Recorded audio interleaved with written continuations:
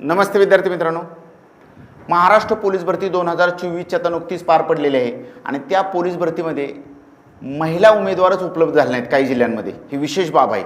म्हणजे महाराष्ट्रात असं 7-8 जिल्हे आहेत की त्या ठिकाणी ठराविक प्रवर्गाच्या महिला उमेदवार उपलब्ध झाले नाहीत। दुसऱ्या बाजूला महिलांची मेरिट काही जिल्ह्यांमध्ये एवढं टप लागलं होतं।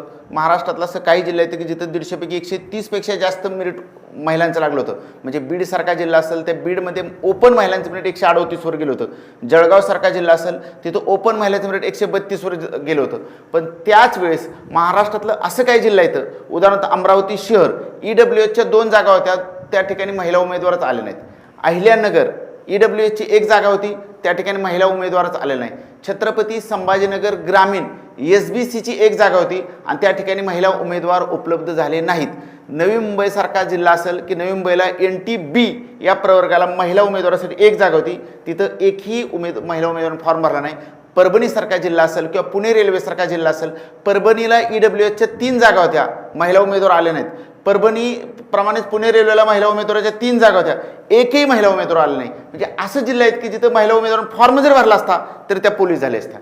ही एक विशेष बाब आहे। धन्यवाद।